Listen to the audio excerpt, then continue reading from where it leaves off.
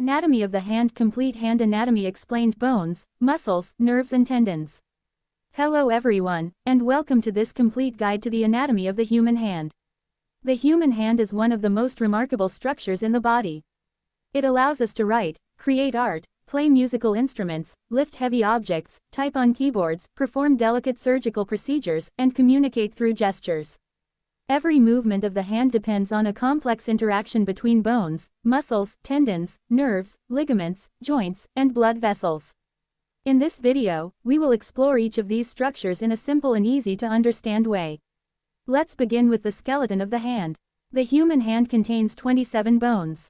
These bones are divided into three main groups: the carpal bones, the metacarpal bones, and the phalanges. The 8 carpal bones form the wrist. They are arranged in 2 rows and provide flexibility and stability. Their names are the scaphoid, lunate, triquetrum, pisiform, trapezium, trapezoid, capitate, and hamate. These small bones work together to allow smooth wrist movements such as bending, extending, and rotating. Next are the 5 metacarpal bones. These long bones form the palm of the hand. Each metacarpal connects a wrist bone to one of the fingers. They provide strength while allowing the palm to maintain enough flexibility for gripping objects. The fingers are made up of 14 phalanges. Each finger has 3 phalanges known as the proximal, middle, and distal phalanges. The thumb is unique because it has only 2 phalanges, the proximal and distal phalanges. This shorter structure contributes to the thumb's exceptional mobility. Now let's examine the joints of the hand. Joints are where bones meet and allow movement. The wrist joint connects the forearm to the hand and enables flexion, extension, side-to-side movement, and circular motion. The carpometacarpal joints connect the wrist bones to the metacarpals. The thumb's carpometacarpal joint is especially important because it is a saddle joint. This special joint allows the thumb to move in multiple directions, making it possible to oppose the fingers. Thumb opposition is one of the key features that gives humans excellent hand function. The metacarpophalangeal joints, commonly called the knuckles, connect the metacarpals to the fingers. These joints allow the fingers to bend, straighten, spread apart, and come together. The proximal and distal interphalangeal joints connect the finger bones to one another, allowing each finger to bend smoothly. Now let's move on to the muscles of the hand. The muscles responsible for hand movement are divided into 2 major groups: extrinsic muscles and intrinsic muscles. Extrinsic muscles are located in the forearm. Their tendons extend into the hand to produce movement. These muscles generate powerful gripping and finger movements. Flexor muscles bend the fingers and wrist, while extensor muscles straighten them. Intrinsic muscles are located entirely within the hand. Although they are much smaller than the forearm muscles, they are responsible for precise and delicate movements. These muscles help with writing, typing, buttoning clothes, and handling small objects. The intrinsic muscles are grouped into the thenar muscles, hypothenar muscles, lumbricals, and interossae. The thenar muscles are found at the base of the thumb. They allow the thumb to move in different directions, including opposition, which enables us to touch the thumb to the fingertips. The hypothenar muscles are located at the base of the little finger. They control movements of the little finger and contribute to a firm grip. The lumbrical muscles flex the knuckles while extending the finger joints. This unique action allows us to perform fine motor tasks with precision. The interossae muscles are located between the metacarpal bones. They are divided into dorsal interossae and palmar interossae.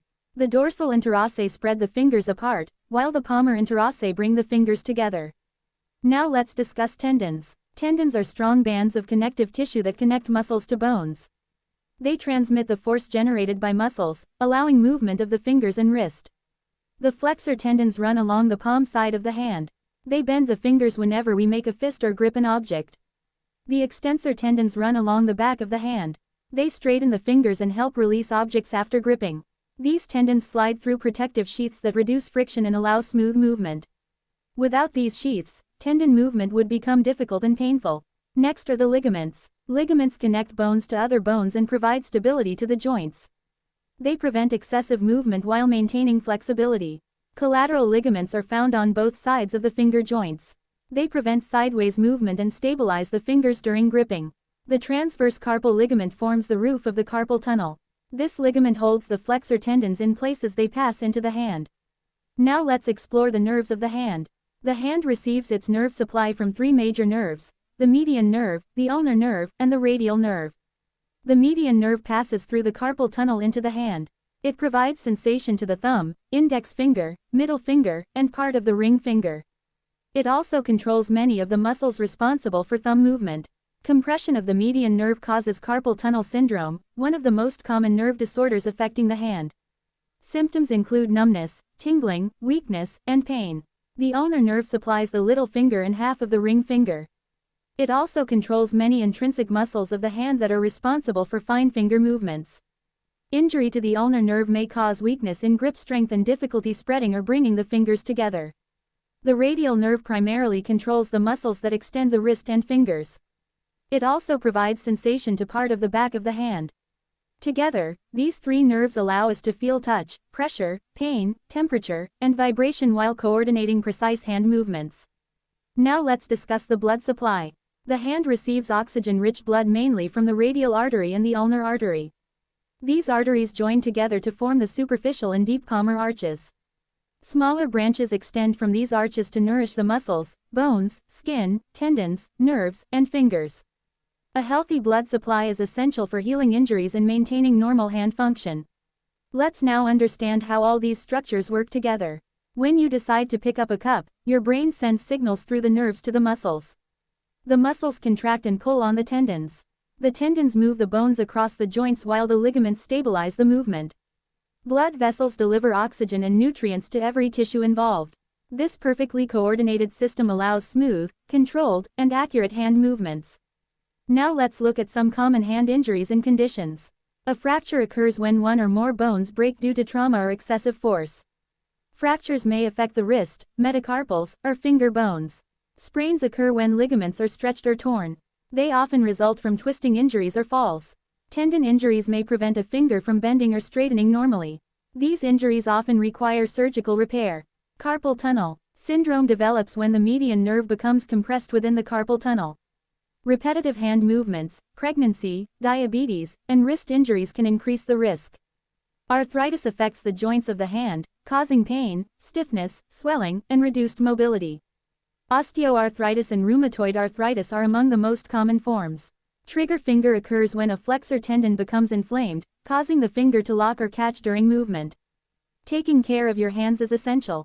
Regular stretching, strengthening exercises, proper posture while working, and avoiding repetitive strain can help maintain healthy hand function. Wearing protective equipment during sports or heavy work also reduces the risk of injury. In conclusion, the human hand is an extraordinary example of biological engineering. Its 27 bones, numerous joints, powerful muscles, flexible tendons, stabilizing ligaments, intricate nerves, and rich blood supply work together in perfect harmony. This remarkable design allows us to perform everything from the strongest grip to the most delicate movements with incredible accuracy. Understanding the anatomy of the hand not only helps us appreciate the complexity of the human body but also improves our knowledge of injury prevention, diagnosis, and treatment. Thank you for watching this complete guide to the anatomy of the hand. We hope this lesson has helped you better understand how the bones, muscles, nerves, tendons, joints, ligaments, and blood vessels work together to create one of the most versatile and useful parts of the human body. Stay curious, keep learning, and we'll see you in the next anatomy lesson.